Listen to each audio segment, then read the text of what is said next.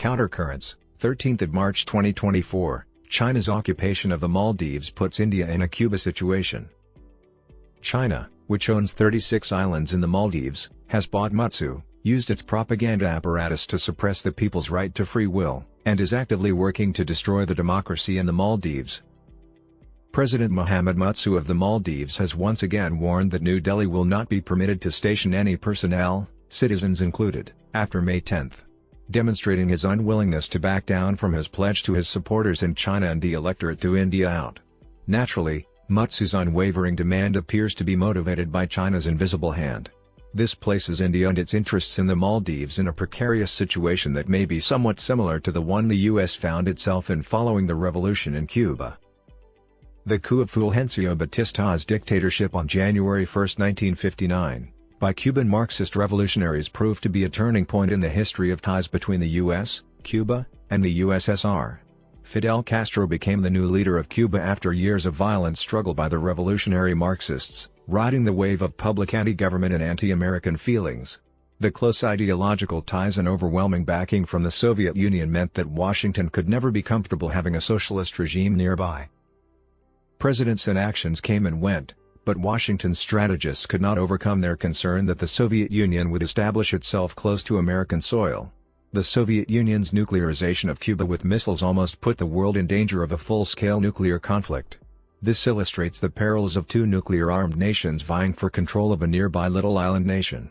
India is currently dealing with a similar situation involving the Maldives. Fortunately, there have been no discussions about China stationing or supplying weaponry in the Maldives, and the parallels to the US-Cuba issue have stopped there.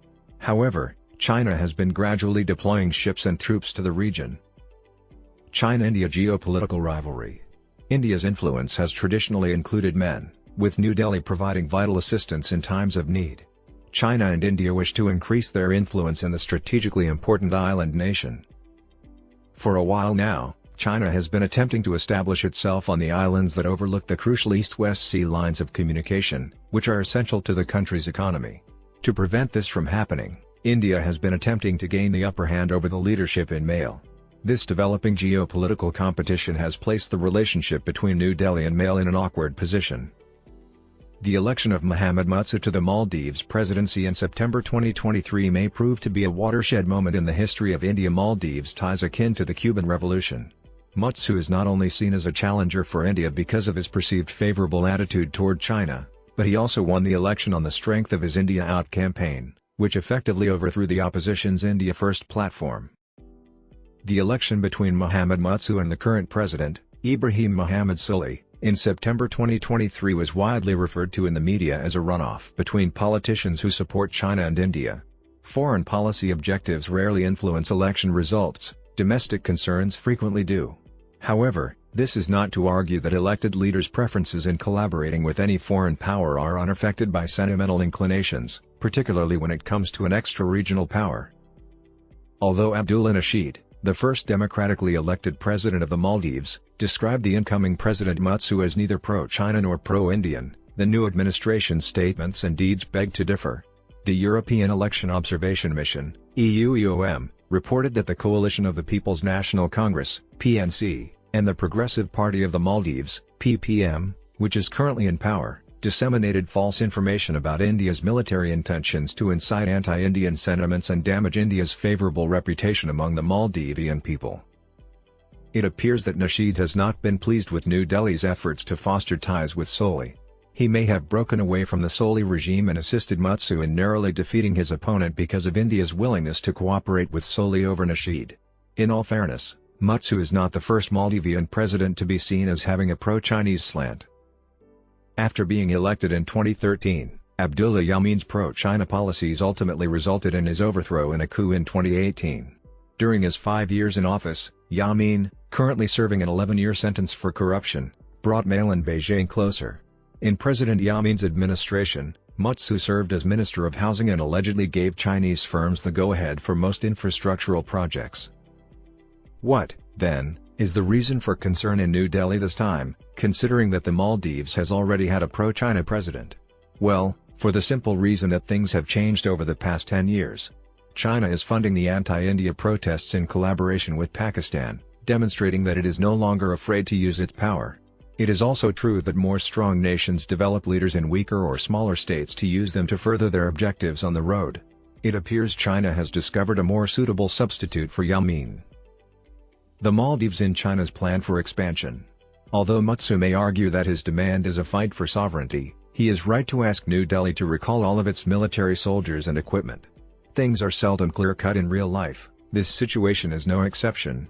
The incoming president of the Maldives will need to think he is experienced enough in international affairs to pull off playing the Beijing card against India, as others have attempted and failed. Male is not the first Chinese-courted capital in the Indian area to be persuaded. Although China has been Pakistan's friend for many years, China has also courted Nepal, Sri Lanka, and Bhutan with investment offers and assistance in resolving boundary disputes.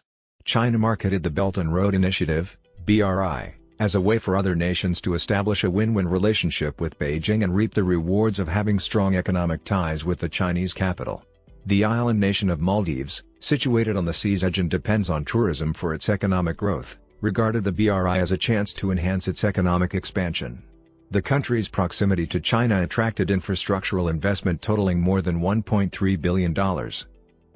With both nations signing a defense cooperation agreement on March 5, which commits Beijing to give the Maldivian armed forces unfettered military support, the relationship between China and the Maldives is also shifting toward the military. Furthermore, MALE has declined to extend the hydrographic survey arrangement with India against the backdrop of the Chinese survey/surveillance ship anchoring in the Maldives. China greatly influences the Maldives' opposition to India. There has been a noticeable rise in radicalization among Maldivians domestically. The Maldives' new government is determined to cut off cultural and social connections with India and cut military ties. The assault on yoga practitioners on International Yoga Day serves as a warning against the Maldivian society's slow radicalization.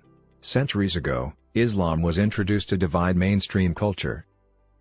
According to representatives of the Indian Cultural Center in the Maldives, rising anti-India sentiment is the result of persistent anti-India propaganda from China and Pakistan intended to counter India's soft power. The three Maldivian politicians who attacked the Indian Prime Minister for visiting Lakshadweep, along with the Indian social media campaign to boycott Maldives, undoubtedly strain ties even more. India's future path.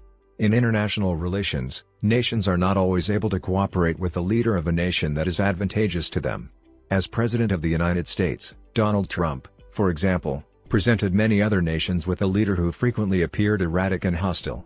Notwithstanding petty disagreements, India courted Trump with remarkable success. Every nation aims to protect its interests, and China and India are no different.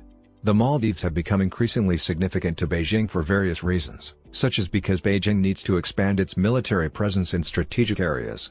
India has always aimed to keep outside powers out of its traditional sphere of influence. The geopolitical rivalry between China and India is expected to worsen as they compete for influence in the Maldives. China's involvement in the Maldives may put India in an awkward situation, but New Delhi should remember that, in contrast to Cuba, the Maldives is a vibrant democracy. The Indian government should refrain from taking any acts or steps that could allow the Muizzu government to inflame anti-India sentiments even further. Following India's decision to stop operating medical evacuation flights, the Maldives and Sri Lanka signed a comparable deal. The Indian government faces difficult decisions because of the circumstances in the Maldives, so New Delhi must act wisely. It should educate the existing regime on the advantages of having close ties with a neighboring state and reassure the opposition leadership of its good intentions. India must also interact with the Maldivian civil society to restrain Pakistan and China's expanding sway. Rather than intervening directly, India needs to ensure that the people in the Maldives hear the loud voices supporting India. India has the power to reverse the growing antagonism in the Maldives. It took the US 54 years to stop its hostilities with Cuba. Additionally, Indians should forge ties with the governing parties.